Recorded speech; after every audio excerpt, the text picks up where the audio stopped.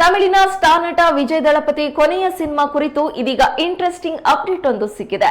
ಕನ್ನಡದ KVN productions ನಿರ್ಮಾಣದ ಸಿನಿಮಾದಲ್ಲಿ ವಿಜಯ್ ಕಡೆಯದಾಗಿ ಕಾಣಿಸಿಕೊಳ್ತಾ ಇದ್ದು, ಈ ಚಿತ್ರದಲ್ಲಿ ಬಾಬಿ ಡಿಯೋಲ್ ವಿಲನ್ ಆಗಿ ಅಬ್ಬರಿಸಲಿದ್ದಾರೆ ಎಂಬ ಮಾಹಿತಿ ಇದೆ.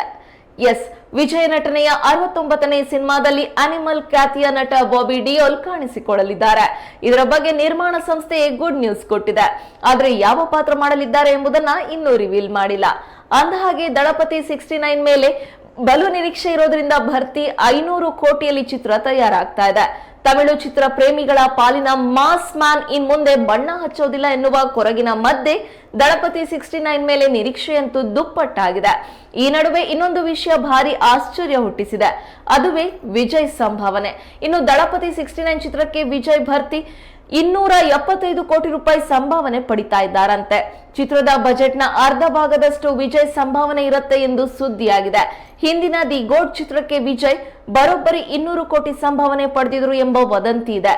ಈ ಬೆನ್ನಲ್ಲೇ ಅದಕ್ಕಿಂತಲೂ ಹೆಚ್ಚು 275 ಕೋಟಿ ಹಣ ಸಂಭಾವನೆ ರೂಪದಲ್ಲಿ ವಿಜಯ್ ಪಡೆಯಲಿದ್ದಾರೆ ಎಂಬುದೇ ಕುತೂಹಲದ ಸಂಗತಿ. 2026ರ ತಮಿಳುನಾಡು ವಿಧಾನಸಭಾ ಚುನಾವಣೆಗೆ ವಿಜಯ್ ಅಣಿಯಾಗ್ತಿದ್ದಾರೆ. ಸ್ವಂತ ಪಕ್ಷ ಸ್ಥಾಪಿಸಿ ರಾಜಕೀಯಕ್ಕೆ ಎಂಟ್ರಿ ಆಗಿದ್ದಾರೆ. ಲೋಗೋ ಮತ್ತಿತರ ಕೆಲಸಗಳನ್ನ ಮಾಡಿಕೊಂಡು ಬಂದಿದ್ದಾರೆ. ಈ ನಡುವೆ ವರ್ಷ ಕಳೆಯೋದ್ರ ಒಳಗೆ ವಿಜಯ್ ಒಪ್ಪಿಕೊಂಡ 69 ಚಿತ್ರ ಮುಗಿಸಿ ಕೊಡಬೇಕಾಗಿದೆ.